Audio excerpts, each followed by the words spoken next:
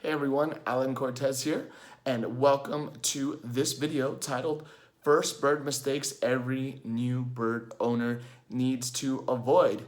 And I got my little buddy here, Elfie, aka Elfie Wealth, my Senegal parrot. And I'm speaking from experience here and just the different conversations, questions that I get from other parrot owners when I speak to them regarding, getting their first birds and just seeing some general mistakes that I see a lot of people making, not because they don't know what to do, but because they just don't have that necessary information to make better choices, right? So first let's talk about baby birds versus adult birds, right? And usually with adult birds, you're gonna have rehomes, birds that you might have picked up from a sanctuary, birds that are generally 3 years older plus. That's gonna be more of the category toward the adult bird.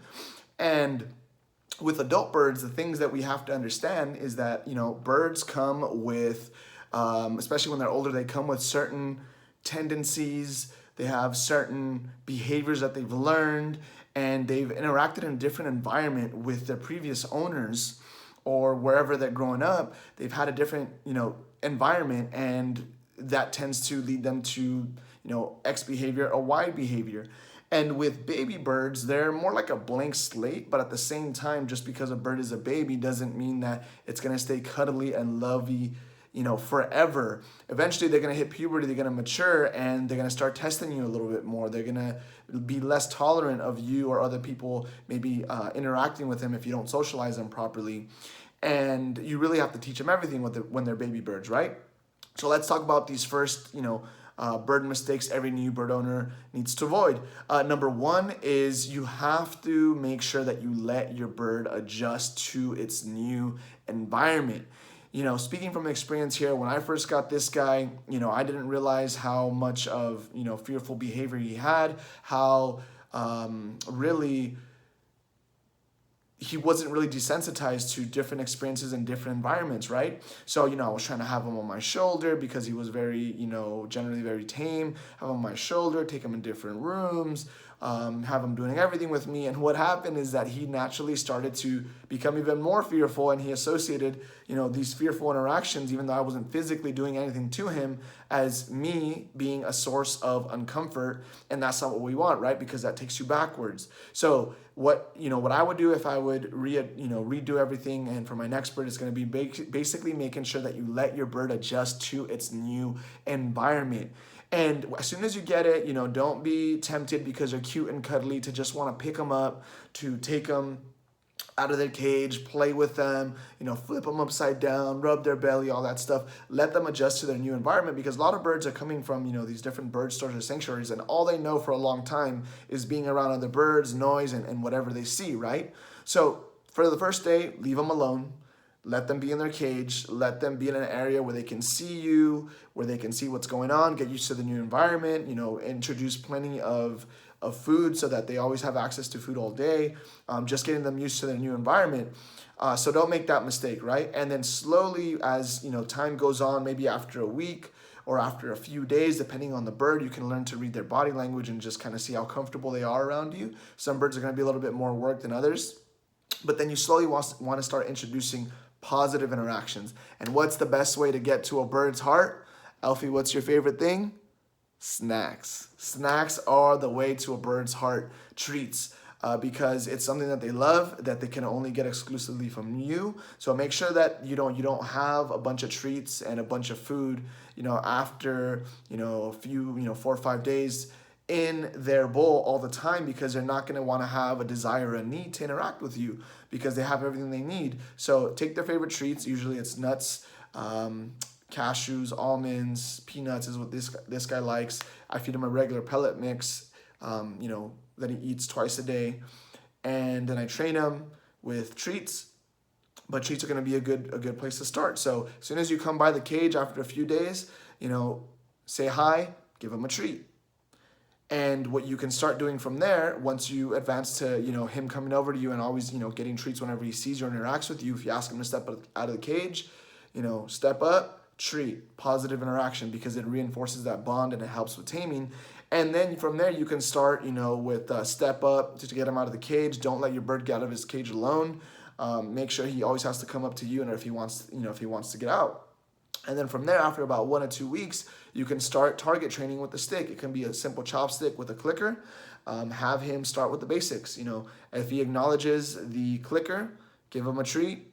Or if he acknowledges the stick, give him a treat, and then have him come over toward the end of the cage, touch that stick, click, give him a treat. And now this is reinforcing the first step to taming your bird and working with him, which is target training and making sure that he understands, hey, if you touch the tip of that stick and you hear that clicker, you're going to get one of your favorite treats, right? That's one of the things that I would do to really just start bonding and taming and bonding with your bird.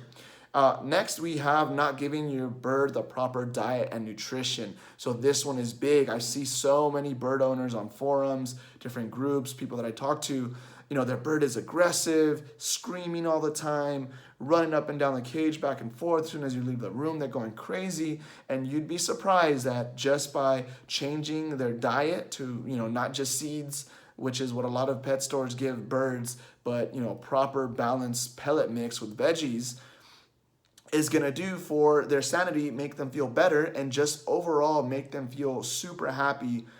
And that alone can, decrease the aggressiveness of a bird and decrease its behavioral problems that you might get when you try to interact with them. Like, I knew a bird owner who had a conure, and this conure kept attacking her and drawing blood every time she went by the cage. Every time she, tried to pick it up, it would just bite and bite with a purpose. Changed that, seed mix that she had to a balanced pellet mix with proper nutrition, proper, diet, and all of a sudden, this bird was the most cuddly bird in the world after a few days. Nutrition goes a long way. Some brands that I recommend that this guy eats is a brand called KT, Kaytee. You can find it on Amazon, Supreme. And local bird stores are also usually going to have their own in-house pellet mix, but you just want to make sure that you check the label and there's not a bunch of crap in there, a bunch of sugar that's just going to make your bird hyper, and it's going to want them eating the food just so that you can come back to the store and buy more of it, right? We don't want that, so just make sure there's proper nutrients in there. Another thing that you want to avoid is just doing too much too fast and really just not learning your bird's body language. Like, for example, when I got Alfie, like I mentioned before, I had him on my shoulder. I tried to, flip him upside down to go on his belly. I was just doing too much, not understanding his character and his fearful behavior that he naturally had from his previous home.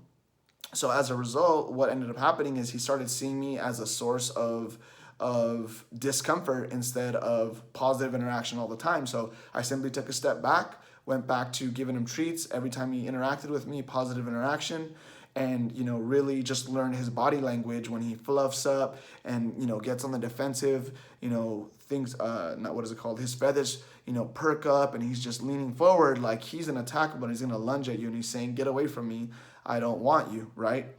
And just learning his body language and his tendencies. Like in the beginning when I would try to pick him up, what are you doing there, buddy?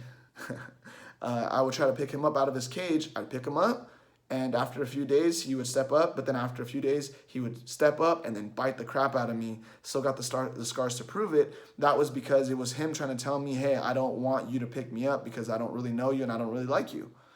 So then I switched and I said, okay, well, let me prevent that from happening altogether. Let me give you a treat every time you step up. So then he quickly learned, hey, when I step up to this human, he gives me the good. He gives me the good stuff, right? And that's what we want. And next is quality sleep. Make sure that your bird is getting at least 12 to 14 hours a day with no lights or no distractions. When I first got this guy, he was in my living room next to the TV. My girlfriend and I were up, at night when he should be sleeping, and he wasn't getting quality sleep. His cage wasn't being covered properly because the light went through. So, as a result, this could have been why he was initially aggressive. Like could have been why he was initially attacking. And just not a happy bird. Like they need 12 to 14 hours of sleep because they have a super fast metabolism, and it has to be quality sleep. You can't be with lights on, clanking and banging where the bird's sleeping. Ideally you want to put them in another room or in an area that gets not too much light at night, that you're not going to be around when you are doing your thing at night when the bird should be sleeping. So this guy wakes up at 8 a.m. and right now, the time of day, time of year, I put him asleep at like 6:30 p.m. So he's definitely getting his sleep. And overall, he's a good bird all day, right? That's what we're aiming for. So make sure that you're giving your birds quality sleep. And the last point that I want to touch on here is make sure that you don't make this mistake here, is reinforcing negative behavior in your birds. So negative behavior in your birds would be things like giving them attention when they're screaming. My little taco, he looks like a little taco sometimes. Go bird, buddy. My little taco. So the other thing that you want to do is making sure that, screaming. If your bird starts screaming, you want to do everything in your power to ignore them, because the more that you squirt them with the water bottle, come over to cover the cage, yell at them, or acknowledge them at any point, they start to learn. They're really smart. Oh, if I scream, I get attention. So all I got to do is scream. So ignoring the screaming for sure. Make sure that you're not letting them out of the cage on their own free will, because it basically teaches the bird, I can do whatever I want, whenever I want. And, I don't need you to bring me out of the cage because I can get out of the cage alone. So a lot of new bird owners will, be afraid to interact with their bird or not have that positive reinforcement. Open that door up and let their bird out on their own. So this isn't helping anyone, yourself or the bird. And the other thing you want to make sure that you avoid is giving them what they want after they bite. So sometimes a bird will bite you because it wants you to put it down. It'll bite you because you're trying to put it back in the cage. So, don't give in to doing what they want because they're biting you. And if, for example, you're trying to pick your bird up out of the cage and he bites you, and then you still let him out and you give him treats and you give him whatever he wants, that's not gonna work. That's gonna lead the bird to really bite to get what he wants. So instead, we switch out the biting altogether and we prevent the biting from happening altogether by doing a lot of positive interaction and positive reinforcement, because biting is a behavior that is the bird trying to communicate, I want something or I don't want you to do something. But what's better than biting and having that whole negative interaction than getting a treat instead? Then every time you come to me, you get a reward. Every time you do what I say, you get a reward, right? So understand that these things are also going to take time. Like, people want fast results, they want it now, and they want their bird to do tricks and to be cute and cuddly. Like, it takes time. It took this guy about 3 months really to get really comfortable with me, and finally a year to establish like a routine where he would completely like not really start yelling, and I just had to work with him. So a lot of this is going to be a little bit of trial and error, but just making sure that you follow some of these guidelines that I talked about here in this quick video. So I want to hear from you. What do you want me to talk about in my next video? Comment in the comments below if you enjoyed it as well. And I'm also going to drop a link to a Facebook group where other parrot owners like yourself or aspiring parrot owners can interact, ask questions from everything between teaching birds tricks, taming, bonding, nutrition, all that good stuff, really as a community and as a resource.